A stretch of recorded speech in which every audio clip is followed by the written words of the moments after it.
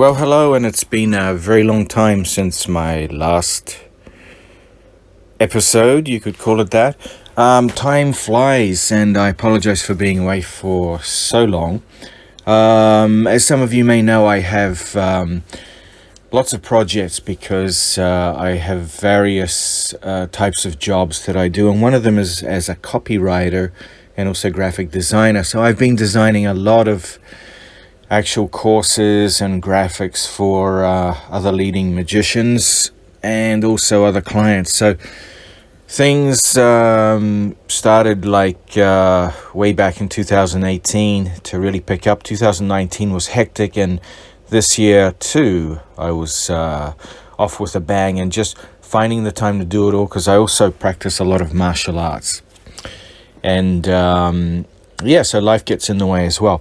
But I will be back, especially, or should I say particularly from March. I'm going to do my best to come back and do regular episodes and uploads on the YouTube channel for you to listen.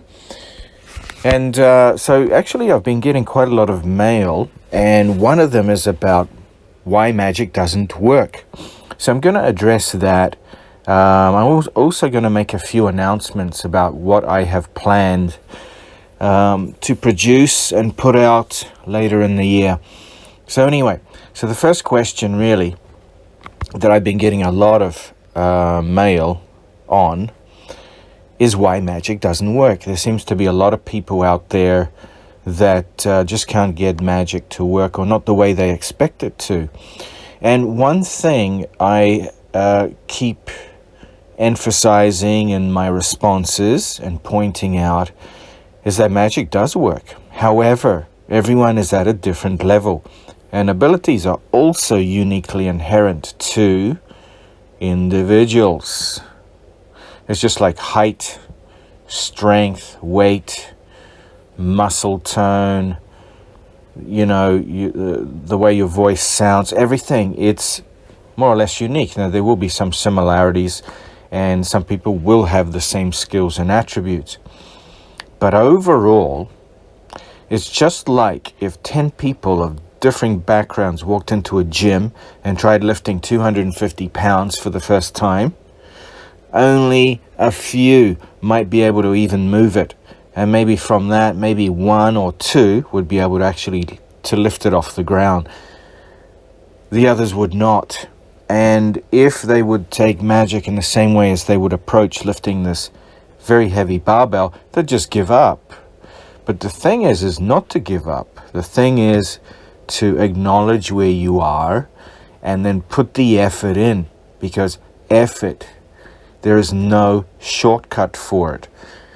Shortcuts only come in terms of making things more efficient, and if you have a mentor can actually put you on the right track, because a mentor has been there before you. Even though you will have your own unique experiences, you will also be walking in the footsteps of your mentor, and the mentor will be able to provide you with very good advice so you can become more efficient in your process. However, there's no shortcut to effort. You have to put the effort in.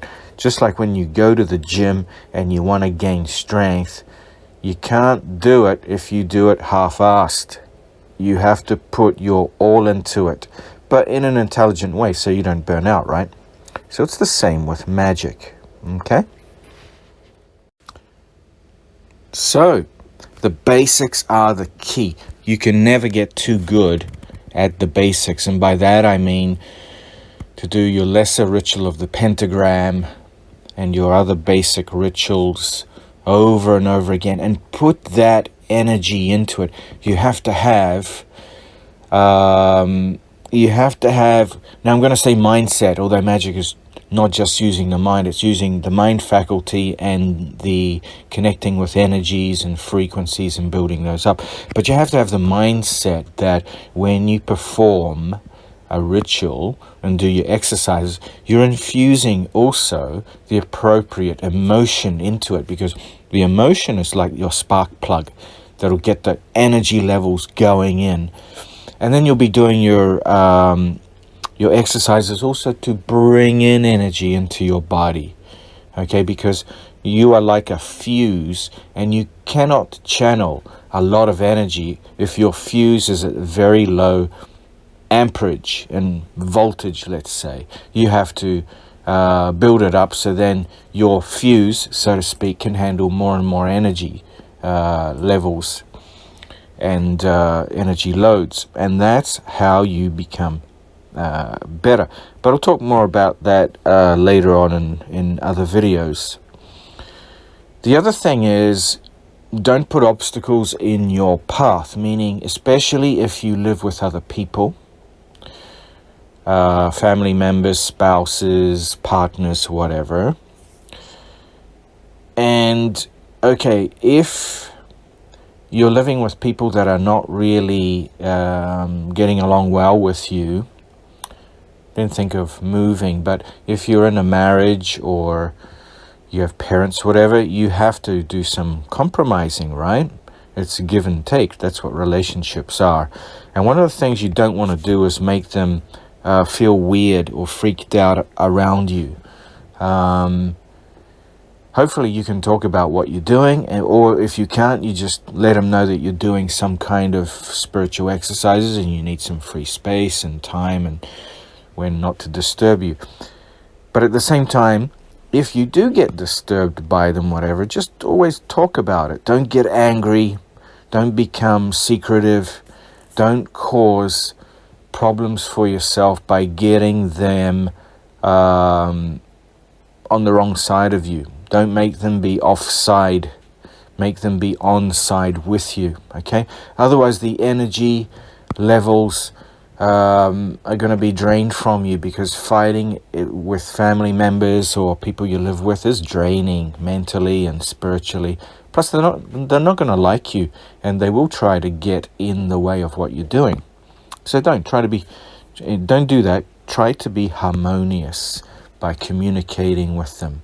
If they're really against what you're doing, you still are the one that needs to be patient in order to win them over.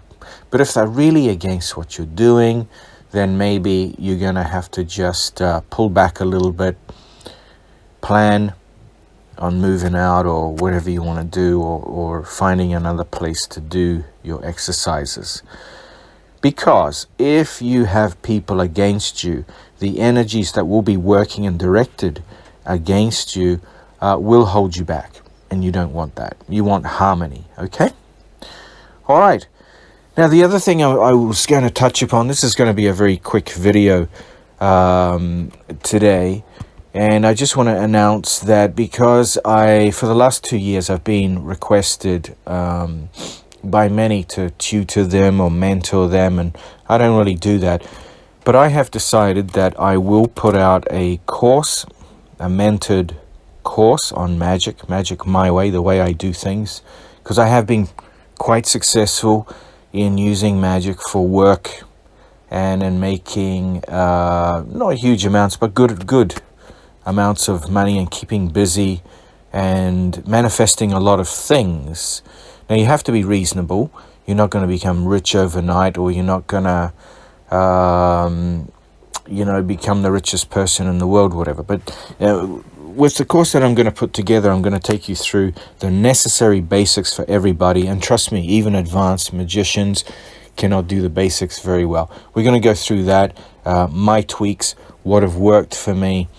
And it's going to be a 1-year course. And it's a course where I'm going to put incentives for you in terms of certificates. Now, certificates don't mean anything. They're just like for motivation and to know that you have met a certain standard.